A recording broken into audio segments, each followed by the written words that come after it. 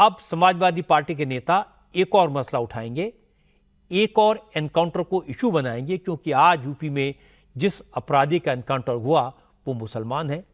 Samajwadi party के नेताओं को अब यह कहने का मौका मिलेगा कि वो एक मुसलमान है, इसलिए एनकाउंटर हुआ।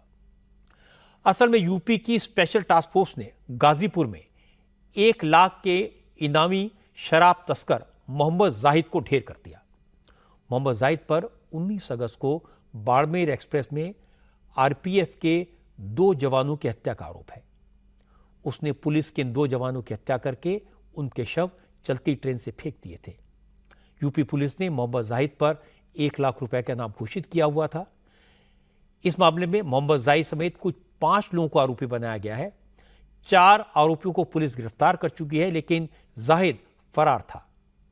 कल रात गाजीपुर पुलिस को खबर मिली कि मोहम्मद जाहिद जिले में देखा गया है। इसके बाद स्पेशल टास्क फोर्स की टीम बुलाई गई।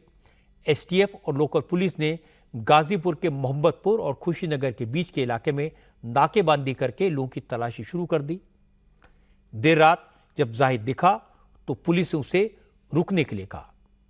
वो फायर करते हुए भागने लगा। जवाबी फायरिंग में जाहिद घायल हो गया और हॉस्पिटल पहुंचने से पहले उसकी मौत हो गई।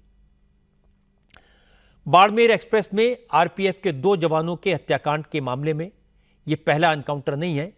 इससे पहले भी पुलिस ने 2 एनकाउंटर किए थे, लेकिन पहले 2 एनकाउंटर में आरोपी घायल हुए थे, उनकी जान नहीं गई थी। 21 सितंबर को पुलिस के साथ मुठभेड़ के बाद रवि नाम का बदमाश गिरफ्तार हुआ था। रवि पर 50,000 का इनाम था। रवि भी बिहार के भोजपुर जिले का रहने वाला है।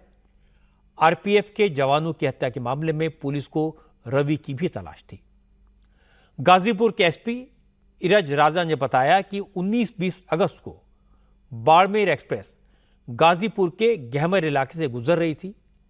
तभी शराब के स्मगलर जाहिद और रवि ने आरपीएफ के जवानों प्रमोद और जावेद खान पर हमला किया था और दोनों को मारकर ट्रेन से बाहर फेंक दिया था। तब से ही स्पेशल टास्क फोर्स और गाजीपुर की लोकल पुलिस इन अपराधियों को खोज रही थी।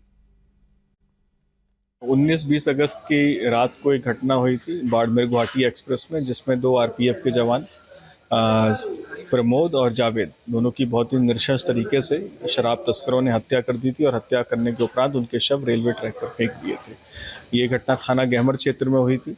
तब से ही लगातार एसटीएफ और हमारी जनपद की पुलिस एवं जीआरपी सभी लोग संयुक्त रूप से इस पूरे गैंग पर काम कर रहे थे। इनके 4 लोगों को पहले पूर्व में जेल भेजा गया था, जिसमें एक के साथ मुठभेड़ के उपरांत घायल हुआ था। इसके बाद एक व्यक्ति और भेजा गया और अभी हाल ही में एक 50,000 इनामी बदमाश के साथ मुठभेड़ हुई थी, जिसमें वो गंभीर रूप से घायल हुआ था। आज सूचना प्राप्त हुई थी कि इसी में 1 लाख का एक इनामी है, सोनू उर्फ जाहिद, जो कि फुलवारी शरीफ पटना का रहने वाला है।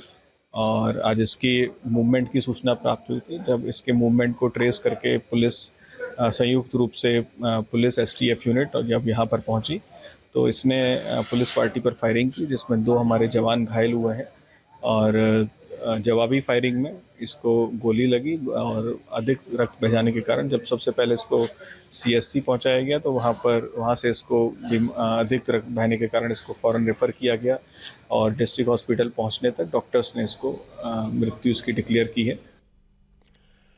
अब मैं आपको इस मामले में मोहम्मद जाहिद के परिवार का पक्ष भी सुनवा देता हूं। मोहम्मद जाहिद पटना के फुलवारी शरीफ का रहने वाला था। यूपी पुलिस का दावा है कि जाहिद इनामी बदमाश है, लेकिन जाहिद के परिवार का कहना है कि वो तो सब्जी बेचकर आलू प्याज का कारोबार करके गुजर बसर करता था। पुलिस ने उसको घर से उठाया और यूपी ले जाकर एनकाउंटर कर दिया। जाहिद के पिता मोहम्मद मुस्तफ़ा ने कहा उनका बेटा अपने परिवार से अलग रहता था, लेकिन वो किसी गलत धंधे में शामिल नहीं था। मोहम्मद मुस्तफ़ा ने कहा कि 2 दिन पहले यूपी पुलिस उनके घर आई थी, घर की तलाशी भी ली थी, लेकिन तब पुलिस ने यह नहीं बताया था कि वो इनामी बदमाश था या शराब की तस्करी करता था। सब्जी बेचता था। अच्छा, क्या हुआ उसके तो उसको ये लोग कहें कि कुछ नहीं, सब्जी बेचता था, कोई नाजायज काम था नहीं इसके पास, अपना साग सब्जी बेच के रहता था। यही फर्क था कि शादी कर रही था अपना मर्जी से। अच्छा, तो अपना रहता था किराया में। पुलिस आई, यूपी पुलिस यहाँ आई थी? जी हाँ, कब? इतवार के रात में। क्या बोले? वो बोली कि सोनू और जाहिद जो है, एक के नाम है दोनों का, वो पुलिस के मर्डर केस है। फिर उससे तो कुछ बात नहीं हुआ। उसके बाद में निकलवाया गया, लड़का के निकलवाएंगे, लड़का के निकालो, कहीं इनकी घर तलाशी लेंगे हम ले सकते हैं, आप लीजिए, चलिए इंची इंची हम घर तलाशी दे देते हैं। पुलिस कह रही है कि वो शराब माफिया था। ना ये ना बोली से, हाँ ये सब हाँ, इस तरह का आरोप लगा रही है पुलिस। हाँ अब लगा रही है, ये सब गलत है या सही है? गलत है। जांच होनी चाहिए इसकी। हाँ एकदम जांच होना चाहिए। ये केस इसलिए गंभीर है कि अपराधियों ने 2 पुलिस वालों की हत्या की थी। जब भी कोई एनकाउंटर होता है तो पुलिस पर इसी तरह के इल्जाम लगते हैं। कोई कहता है मुसलमान था इसलिए मार दिया, कोई कहता है यादव था इसलिए उड़ा दिया, कोई कहेगा कि पुलिस बेलगाम हो गई, पुलिस को बेइंतहा पावर दे दी गई।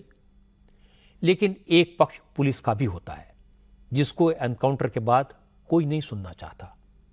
ये कोई नहीं देखता कि अपराधी कितना दुर्दांत था, कोई ये नहीं जानना चाहता कि अगर पुलिस उसका एनकाउंटर न करती तो वो और क्या क्या कर सकता था। कानूनन अगर पुलिस फेक एनकाउंटर करेगी तो पुलिस वालों को उम्र कैद हो सकती है, सजाए मौत भी हो सकती है। यह कानून ऐसा है जिसे हर पुलिस वाला जानता है, इसलिए कोई रिस्क नहीं उठाएगा। जिस अपराधी के बारे में पहले लोग कहते हैं कि उसे चौराहे पर लटका देना चाहिए, मांग करते हैं उसे तो फांसी की सजा होनी चाहिए, वही अपराधी जब एनकाउंटर में मारा जाता है तो यही लोग कानून की दुहाई देने लगते हैं।